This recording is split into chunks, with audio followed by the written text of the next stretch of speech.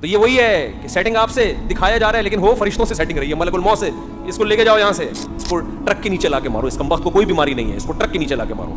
جہاں بھی راحت اندھوری نے شعر کہا تھا نا، بہن وراثت مانگ رہی ہے، بیچ اس مکان کو جس پہ تو قبضہ کر کے بیٹھا ہوا ہے 1000 گز کے بنگلے پر، بیچ کے اس کا حصہ دے، تیرا باپ بھی دیکھا. ٹھیک ہے نا، مکان بیچ دے قرضہ فلاں کا. ہم جب 14 بچوں کے ساتھ کرائے پہ رہ سکتے ہیں تو 2 بچوں کے ساتھ وہ بھی اتنے سے اس میں تو دراز میں آ جائیں گے. اس کے لیے تو گھر کی بھی ضرورت نہیں ہے، ایک الماری خریدو اس میں رکھو اس کو. قرآن مجید کی ایک آیت تلاوت کی ہے. اللہ سے دعا ہے اللہ تعالیٰ صحیح طرح سے بات کہنے کی، سننے کی، سمجھنے کی اور پھر عمل کی توفیق عطا فرمائے. آیت جو میں نے تلاوت کی ہے اس کا مفہوم اتنا واضح ہے کہ آیت کے الفاظ سے ہی آپ کو پتہ چل گیا ہوگا کہ اس کا مفہوم کیا ہے. اللہ فرما رہے ہیں ہر نفس ذائقۃ الموت، موت کا ذائقہ چکھنے والا ہے. تو یہ ایک ایسی خبر ہے جو ہم پہلے سے جانتے ہیں. جو چیز پہلے سے پتہ ہوتی ہے کیا وہ بتائی جاتی ہے؟ میں ان سے کہوں آپ کے سر پہ ٹوپی ہے، کہیں گے بھائی یہ بتانے کی ضرورت نہیں ہے، مجھے پہلے پتہ ہے، سب کو پتہ ہے میرے سر پہ کیا ہے. آپ کی ناک پہ چشمہ ہے. اگر میں یہ بیان شروع کر دوں وہ خبریں جو پہلے سے آپ کو معلوم ہیں تو آپ تھوڑی دیر میں سب بھاگ جائیں گے یہاں کہ بھائی یہاں نماز پڑھنا، بیان سننا چھوڑ دو. ان کے سر پہ بال ہیں، ان کے نہیں ہیں، ان کے سر پہ ٹوپی ہے، یہ سفید ہے، ان کی ناک پہ چشمہ ہے، ان کے داڑھی ہے. تو یہ خبروں کے کیا فائدہ؟ تو اللہ بھی یہ خبر دے رہے ہیں ہر نفس نے موت کا ذائقہ چکھنا ہے. تو اللہ ہی تو ہمیں پہلے سے معلوم ہے. اس نالج کی کیا ضرورت ہے؟ یہ ہمیں بتانے کی کیا ضرورت ہے؟ دیکھو جب بھی کوئی خبر دی جائے اور جس میں کوئی آرڈر چھپا ہوا ہو تو وہ خبر ہوتی ہے، لیکن اصل میں اس خبر سے خبر مقصد نہیں ہوتی، بلکہ ایک اس کے اندر آرڈر چھپا ہوا ہوتا ہے، اس کی طرف اشارہ کرنا مقصد ہوتا ہے. خبر برائے خبر یہ حکیمانہ کلام نہیں ہے. میں کہوں ان کے سر پہ ٹوپی ہے، ان کی ناک پہ چشمہ ہے تو کیا کریں بھائی، ہے تو کیا کریں. لیکن میں خبر دیتا ہوں مجھے پیاس لگ رہی ہے، فوراً 2-4 بندے اٹھیں گے کولر کی طرف پانی لینے کے لیے. گھر میں ابا جب آ کے بیٹھتے ہیں اور کہتے ہیں مجھے پیاس لگ رہی ہے تو یہ خبر برائے خبر نہیں ہے، اس کے پیچھے آرڈر چھپا ہوا ہے پانی پلاؤ. اب یہ خبر فضول خبر نہیں ہے. گھر میں آتے ہی کیا کہتے ہیں، مجھے بھوک لگ رہی ہے. گھر والوں سے کیا کہتے ہیں، مجھے، یہ تو نیوز ہے نا، یہ سما پہ چلنی چاہیے یہ پٹی، کیا آپ کو کیا لگ رہی ہے، بھوک لگ رہی ہے، خبر ہے. لیکن یہ خبر برائے خبر نہیں ہوتی. اس کا مطلب ہوتا ہے کھانا فوراً چاہیے، یہ آرڈر ہے کھانا لگا دو. اس خبر میں کیا چھپا ہوا ہے، آرڈر چھپا ہوا ہے کھانا لگا دو، بھوک لگ رہی ہے. یہ خبر ہے، اس کے اندر ایک آرڈر خبر نہیں ہوتا. خبر کی ڈیفینیشن یہ ہے کہ جب وہ جملہ مکمل ہو تو اس کو سچا یا جھوٹا کہا جا سکے. خبر سچی بھی ہوتی ہے اور جھوٹی بھی. آرڈر سچا جھوٹا نہیں ہوتا. پانی پلاؤ تو یہ کوئی سچ اور جھوٹ سے تھوڑی تعلق ہے اس کا، تو ایک آرڈر ہے. تو آپ جب گھر میں داخل ہوتے ہیں اور کہتے ہیں مجھے بھوک لگ رہی ہے، اس کا مطلب چنگیز خان بہت غصے میں ہے. اگر اس کو اس وقت کھانا نہیں ملا تو یہ بیوی بچوں کو بھی کھا سکتا ہے. بہت سے لوگ کھا گئے ہیں، ٹینشن دے دے کے کھا گئے ہیں. اب یہ خبر فضول خبر نہیں ہوگی. اب دیکھو میں اگر کہوں کہ ان کی چشمہ ہے، 1 دفعہ کہوں گا، 2 دفعہ کہوں گا، 3 دفعہ کہوں گا، یہ کہیں گے کیا کروں میں، اگر ہے تو آپ کو دے دوں.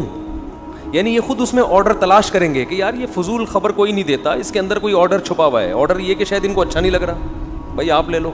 اب گھر میں بار بار آپ جب جا کے کہو گے بھوک لگ رہی ہے، پیاس لگ رہی ہے، بھوک لگ رہی ہے، پیاس لگ رہی ہے، اس کا مطلب کیا ہے، کھانا لگا دو، کھانا لگا دو، کھانا لگا دو، پانی پلا دو. تو جو خبر ایسی ہو جس کے اندر کوئی آرڈر چھپا ہوا ہو وہ خبر اس قابل ہوتی ہے کہ اس کو شیئر کیا جائے. جس خبر کے اندر کوئی آرڈر چھپا ہوا نہیں ہوتا وہ خبر ٹائم ویسٹنگ ہے، اس کا عملی زندگی سے کوئی تعلق نہیں ہے. خامخواہ میں لوگ کہتے ہیں نا جنرل نالج، تو خامخواہ کی جنرل نالج کی اسلام میں کوئی ویلیو نہیں ہے، یہ ٹائم ویسٹنگ ہے. تو خیر میں یہ عرض کر رہا تھا کہ قرآن جب کوئی خبر دیتا ہے تو خبر برائے خبر مقصد نہیں ہوتی، اس میں کوئی آرڈر چھپا ہوا ہوتا ہے. قرآن بلاغت کی کتاب ہے، اس میں فضول اور لغو بات ایک بھی نہیں ہے. تو ہمیں اس سے سبق بھی ملتا ہے کہ ہمیں بھی چاہیے کوئی بھی جب بات کریں تو اس میں کوئی پیغام چھپا ہوا ہو. اگر اس کے اندر کوئی پیغام نہیں ہے تو وہ خامخواہ کی فضول بات ہے. بعض دفعہ پیغام اظہار محبت بھی ہوتا ہے، آپ کسی سے خامخواہ کی گپ شپ لگا رہے ہوتے ہو، مقصد اس کو مانوس کرنا ہے، تو یہ بھی ایک پیغام ہے نا. اللہ نے ہمیں خبر دی ہے کلو نفس ذائقۃ الموت، ہر نفس نے موت کا ذائقہ چکھنا ہے، یہ خبر ہے۔ سوال پیدا ہوتا ہے اللہ یہ تو ہمیں پتہ ہے، یہ تجھے بتانے کی کیا ضرورت ہے؟ یہ تو ہم دیکھ رہے ہیں صبح و شام جنازے پڑھ رہے ہیں، بچوں کے بھی، بوڑھوں کے بھی، جوانوں کے بھی، مردوں کے بھی، عورتوں کے بھی، غریبوں کے بھی، امیروں کے بھی، بادشاہوں کے بھی، وزیروں کے بھی، ہر ایک کے جنازے ہم پڑھ رہے ہیں، ہمیں پتہ ہے، تو یہ تو نے ہمیں کیوں بتایا ہے؟ معاذ اللہ نقل کفر غلط کلام ہے، اللہ خامخواہ میں ہمارا بھی وقت معاذ اللہ نقل کفر ضائع کر رہا ہے اور معاذ اللہ خود بھی لغو کلام کر رہا ہے۔ لیکن اگر اس خبر کے اندر کوئی آرڈر چھپا ہوا ہے تو پھر یہ کلام لغو اور فضول کلام بولو نہیں ہے۔ تو میں یہ عرض کر رہا تھا کلو نفس ذائقۃ الموت ایک خبر ہے، اللہ فرماتے ہیں ہر نفس نے موت کا ذائقہ چکھنا ہے، تو یہ خبر برائے خبر نہیں ہے، اس کے اندر ایک آرڈر چھپا ہوا ہے۔ تو اللہ جب خبر دے رہے ہیں نا کلو نفس ذائقۃ الموت، ہر نفس نے موت کا ذائقہ چکھنا ہے، تو یہاں بھی کچھ آرڈر چھپے ہوئے ہیں اس کے اندر۔ وہ آرڈر کیا ہے؟ نمبر 1 دنیا دل لگانے کی جگہ، بولو نہیں، مرو گے، ہر بندہ کیا ہوگا؟ مرے گا۔ جو جگہ چھوڑ کے جانا ہے اس سے دل لگانے کا کوئی دکھ بنتا ہے بھائی؟ آپ ٹرین میں بیٹھے ہوئے ہیں، سیٹیں اتنی اچھی اور زبردست، بہت مزہ آ رہا ہے یہاں پہ، تو بیگم ہم یہ سیٹیں گھر نہ لے جائیں اپنے ساتھ، یہ اے سی نکال کے لے جائیں۔ اسٹیشن آیا تو آپ اتر ہی نہیں رہے، آپ اسی سیٹ سے چپک گئے ہو۔ کوئی غریب آدمی بیچارہ جھونپڑی سے نکلا ہوا، اس کو کسی نے اے سی پارلر میں بٹھا دیا، اب اس کو جھولے بھی مل رہے ہیں، مزہ بھی آ رہا ہے، کسی نے بعض دفعہ ہوتا ہے، تو ایسے موقع پہ اسے کیا کہا جائے گا؟ بھائی یہ ٹرین ہے، یہ دل لگانے کی جگہ، یہ مسافر خانہ ہے، یہاں سے آپ نے اترنا ہے۔ تو ایک آرڈر تو یہ چھپا ہوا ہے کہ دنیا دل لگانے کی جگہ، بولو نہیں۔ لیکن یہ بات سمجھ میں نہیں آتی، جیسے کرونا جب تک خود نہ ہونا اس وقت تک سمجھ میں، خود کو نہ ہو جائے اس وقت تک نہ SOPs پر انسان عمل کرتا ہے، نہ اس کی سمجھ میں آتا ہے، وہ یہودیوں کی سازش ہی سمجھتا رہتا ہے، سمجھتے سمجھتے بالآخر سانس اکھڑتا ہے، پھر چیختا ہے آخر میں نہیں بھائی سازش وازش، یہ واقعی بیماری ہے۔ میرے بھائی موت بھی ایک ایسی حقیقت ہے، مانتے ہیں زبان سے بولتے ہیں، دل سے نہیں مانتے۔ جب تک موت کا فرشتہ نظر نہیں آتا، سانسیں اکھڑنا شروع نہیں ہوتی، اس وقت تک کھوپڑی کام انسان کی نہیں کرتی۔ وہ مر گیا، فلاں مر گیا، اس کا ماموں مر گیا، اس کا چاچا مر گیا، اس کی پھوپھی مر گئی، اس کی خالہ مر، اتنی خبریں بچپن سے سنتے آ رہے ہیں، بھائی وہ مرا ہے نا، میں تھوڑی، ابے تو بھی تو کسی کا پھپھا ہے، تو بھی تو کسی کی خالہ ہے، تو بھی تو کسی کا بھتیجا ہے، تو بھی تو کسی کا ابا ہے، تو بھی تو کسی کا دادا ہے، تو بھی تو کسی کا نانا ہے۔ جب تیرے ابا مر سکتے ہیں، تیرے نانا مر سکتے ہیں، تیری نانی مر سکتی ہیں، تیری دادی مر سکتی ہیں، تیری خالہ مر سکتی ہیں، تیری پھپھو مر سکتی ہیں، تو بھی تو کئی لوگوں کا یہ ہے۔ اوپر سے بولے گا موت برحق ہے، دل میں ہوگا میں نہیں مروں گا۔ اگر دل میں یہ ہوتا کہ میں مروں گا تو دنیا چھننے پہ روتا کیوں؟ پھر اتنا رو رہے ہیں، اتنا رو رہے ہیں، ہائے ہائے ہائے ہائے، جس سے ملو ہائے ہائے ہائے، ٹینشن لے کے بیٹھا ہوا ہے۔ اگر آپ کو کوئی بتا دے کہ آپ تھوڑے دنوں میں مر جاؤ گے، پھر آپ کو پلاٹ کی ٹینشن ہوگی کہ یار میرا کوئی پلاٹ نہیں ہے، میرا کوئی گھر نہیں ہے، میری کوئی گاڑی نہیں ہے، میری شادی نہیں ہوئی، ٹھیک ہے، ٹینشن ہوگی۔ تو موت کی باتیں تو کبھی کبھار کر لیتے ہیں، ہاں جی موت تو برحق ہے، لیکن عمل سے ایسا لگتا ہے یہ مرنے کے لیے تیار، بولو نہیں، بالکل بھی نہیں ہے تیار، نہ مرد مرنے کے لیے تیار ہے اور نہ خواتین۔ دوسرا کچھ حقیقتیں ایسی ہیں جن سے ہم ایسی نظریں چرا کے بیٹھے ہوئے ہیں، جیسے سامنے گڑا ہو، کھڈا ہو، اور آپ بول رہے ہو کہ نہیں میں چلتا رہوں گا، کوئی گڑا نہیں ہے سامنے، گٹر کا ڈھکن کھلا ہوا ہے، آپ اسی سپیڈ سے اسی طرف جا رہے ہو، اگلا کہہ رہا ہے بھائی یہ گٹر ہے، کھلا ہوا ہے، آپ کو نظر آ رہا ہے، لیکن پھر بھی آپ کی سپیڈ کم ہونے کا نام نہیں لے رہی۔ اس ایسے ہی لوگوں کو قرآن کہتا ہے سمم بکمن عمیون، اندھے ہیں، بہرے ہیں، گونگے ہیں۔ قرآن جن کو اندھے بہرے اور گونگے کہہ رہے ہیں وہ سچی مچی کے اندھے بہرے گونگے تھوڑی تھے، ان کی تو نظریں 6x6 نظریں لے کے بیٹھے ہوئے تھے، کان سماعت بہت تیز تھی ان کی، سنتے بہت تھے، بولتے بہت تھے۔ ان کو قرآن کیا کہہ رہے ہیں؟ اندھے ہیں، بہرے ہیں اور گونگے ہیں، نہ حق بول سکتے ہیں، نہ حق سنتے ہیں اور نہ حق دیکھتے ہیں۔ یہ انہی کے بارے میں کہا ہے جو موت کو مانتے ہیں لیکن عمل سے لگ رہا ہے کہ یہ تیار نہیں ہے اس کے لیے۔ ایسے ایسے واقعات سامنے آتے ہیں، انسان کانوں میں انگلیاں ڈال لیتے ہیں کہ بھائی یہ مت سناؤ ہمیں۔ یتیم کا مال کھانا، قرآن کہہ رہے ہیں آگ کے انگارے ہیں، باپ مر گیا نا، یتیم بچہ ہے، قرآن کیا کہہ رہے ہیں؟ کیا کھا رہے ہو؟ آگ کے انگارے۔ لوگ کھا رہے ہیں کہ نہیں کھا رہے؟ بہنوں کی وراثت، یتیموں کی وراثت نہیں دے رہے۔ دیکھو قرآن نے نا مالی معاملات پہ بہت وعیدیں بیان کی ہیں۔ میں نے دیکھا ہے لوگ نماز روزے میں کسی حد تک آ جاتے ہیں، پیسوں میں کیونکہ آخرت کو بھول گئے، نماز سے دنیا نہیں جاتی نا، بھائی نماز پڑھنے سے دنیا کا کوئی نقصان نہیں ہو رہا, تھوڑا ٹائم نکال کے مجاہدہ کرنا پڑتا ہے. پیسوں کے معاملات میں آپ کی دکان بند ہوتی ہے, نماز میں تو 10 منٹ کے لیے دکان بند کرنی پڑے گی نا, کوئی بڑا نقصان تو نہیں ہے. لیکن جب آپ پیسوں کے معاملے میں کلیئر ہو کے چلو گے تو لاکھوں کروڑوں روپے سے ہاتھ دھونے پڑتے ہیں آپ کو. یہاں کے لوگ دنیا کو مسافر خانہ سمجھنا چھوڑ دیتے ہیں. پیسوں میں جو آدمی ایک نمبر ہوگا, اس سے پتا چلے گا کہ یہ دنیا کو واقعی کیا سمجھتا ہے, یہ مسافر خانہ سمجھتے ہیں. عبادت سے نہیں پتا چلتا. ہم نے بڑے بڑے دنیا کی محبت کے مریض, بڑے بڑے کرپٹ لوگ دیکھے رمضان کے پورے روزے رکھتے ہوئے. ہم نے بڑے بڑے 2 نمبر 5 نمازیں پڑھتے ہوئے دیکھے, حج کرتے ہوئے دیکھے ہیں.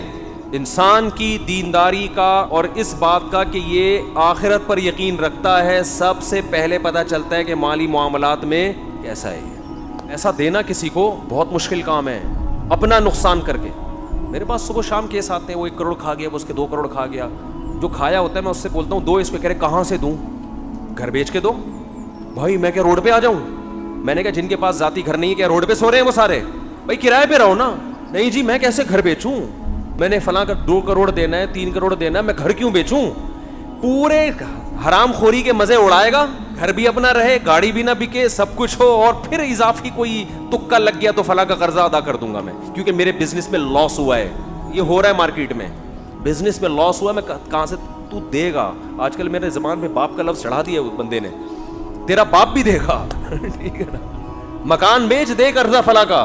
میرے چھوٹے چھوٹے بچے ہیں, میرے تو بھائی چھوٹے چھوٹے بچے بھی ہوتے ہیں, بڑے بڑے بچے بھی ہوتے ہیں. یہ تو ہمیشہ سے ہو رہے, بچے کبھی چھوٹے ہوں گے, کبھی بڑے ہوں گے, کبھی منجلے ہوں گے, کبھی نہیں بھی ہوں گے, کبھی ہوں گے. یہ تو دنیا کا حصہ ہے. تو کیا آسمان سے نیا نازل ہوا ہے کیا تیرے چھوٹے چھوٹے بچے ہیں؟ بچے تو پہلے چھوٹے چھوٹے ہی ہوتے ہیں, بڑے بڑے تو اچانک پیدا نہیں ہو جاتے. فضول قسم کی باتیں. مکان بیچو, فلاں کا قرضہ دو. بہن وراثت مانگ رہی ہے, بیچ اس مکان کو جس پہ تو قبضہ کر کے بیٹھا ہوا ہے 1000 گز کے بنگلے پر, بیچ کے اس کا حصہ دے. اب دے تو تڑاک پہ آ گیا ہوں میں. یہ تمیز سے سمجھانے والی باتیں ہیں ہی نہیں. داڑھی اتنی لمبی رکھی ہوئی ہے, عمریں ہو رہے ہیں, تمہارا حج ہو رہا ہے, تو نے بہن کی وراثت کہہ رہے ہیں جب مکان بکے گا, مکان تو 25 سال کے بعد جا کے بکے گا. اس وقت تو بہن بڈھی ہو کے مر چکی ہوگی, اس کو کیا فائدہ ہوگا اس مکان سے؟ نہیں جی ابا کا مکان ہے, بیچ دیا تو ہم کہاں جائیں گے. کیا جن لوگوں نے کیا کرائے پہ, میں ابھی تک اللہ کا شکر ہے کرائے پہ رہتا ہوں, ابھی تک میرا ذاتی گھر. ہم جب 14 بچوں کے ساتھ کرائے پہ رہ سکتے ہیں تو 2 بچوں کے ساتھ وہ بھی اتنے سے, اس میں تو دراز میں آ جائیں گے. اس کے لیے تو گھر کی بھی ضرورت نہیں ہے. ایک الماری خریدو, اس میں رکھو اس کو. گھر تو ہے ہی نہیں آج کل, گھر تو وہ ہوتا ہے جس میں افراد ہو. نہیں آ رہی میرا خیال ہے بات, ایسے ہی ٹھیک ہے جیسے چل رہے ہیں بھائی. گھر تھوڑی ہے یہ جو ایک آدمی کو گھر ہے, اس کے لیے اتنا ٹینشن ہے یار. 2 بچوں کے لیے کیا ٹینشن ہے, 2 بچوں کے لیے کیا ٹینشن, 1 بیوی ہے 2 بچے ہیں, اس کے لیے تو اب کرائے کی بھی ضرورت نہیں ہے بھائی. تو پیسہ دو, کیا کرو, یہ ہے نا میرا مکان بک جائے گا, کوئی مسئلہ نہیں ہے, آپ کا مکان بک جائے گا. یہ مکان اصل نہیں ہے, آپ کا مکان اصل میں قبر ہے. جہاں بھی راحت اندھوری نے شعر کہا تھا نا, 2 گز صحیح لیکن میری ملکیت تو ہے, اے موت تو نے مجھ کو زمیندار کر دیا. 2 گز صحیح لیکن میری ملکیت تو ہے, اے موت تو نے مجھ کو زمیندار. زمیندار جب بنتا ہے جب قبر میں جاتا ہے, یہاں سے کوئی نہیں نکالے گا. تو خیر, پیسوں کے معاملے میں انسان کا پتہ چلتا ہے کہ یہ دل سے دنیا کی محبت اس کے دل میں ہے یا نہیں. پیسوں پہ دل بڑا کرو, دینا سیکھو, لے لو یار, مسافر خانہ مریں گے. اور اللہ کا نظام ایسا ہے جو دنیا کو مسافر خانہ سمجھ کے پیسہ لٹاتا ہے, دولت آتی بھی اسی کے پاس ہے. رزق جو ہے نا ایسے آتا ہے, سینگ مار کے گھستا ہے, جیسے بیل نا, آوارہ بیل جیسے ٹکرے مار مار کے گھستا ہے نا لوگوں کے گھروں میں, ایسے رزق گھستا ہے. لیکن اللہ پہلے آزماتے ہیں کہ تو مجھ پہ اعتماد کرتا بھی ہے کہ نہیں کرتا. دینا سیکھو, کسی کا حق اپنی جیب میں مت رکھو. اور دیکھو مالی معاملات میں اللہ نے ایک اور حکم دیا ہے بہت اہم. اچھا لوگ یہ بھی دیکھ رہے ہوتے ہیں فلاں کو ضرور, میں اپنا 2 کروڑ کا مکان بیچوں گا تو فلاں کو ضرورت کیا ہے, وہ تو اتنا کھاتا پیتا آدمی ہے. او بھائی جان, جب کسی کا پیسہ آپ کے ذمے ہوتا ہے تو آپ نے دینا ہے اس کو, وہ چاہے زرداری کیوں نہ ہو. اس کو ضرورت ہے یا نہیں, یہ نہیں ہے شریعت میں, آپ نے دینا ہے, وراثت دینی ہے. ایک بھائی کروڑ پتی, ابھی ایک ویڈیو وائرل ہوئی تھی, پتہ نہیں صحیح ہے غلط ہے, کہ وہ بہن وراثت مانگ رہی تھی, اس کو بھائیوں نے کوٹا. مجھے نہیں پتا وہ صحیح ہے, فیک بھی ہوتی ہیں چیزیں, یا بعض دفعہ کیس کچھ اور ہوتا ہے, بنا کچھ اور دیا جاتا ہے. لیکن بعض دفعہ ایسا حقیقت میں ہوتا بھی ہے. بہت سے علاقوں میں بہن وراثت نہیں مانگ سکتی, اسے پتہ ہے میرے نمازی پرہیزگار بھائیوں کو غصہ آ جائے. دل بڑا رکھو, دو بغیر مانگے دو.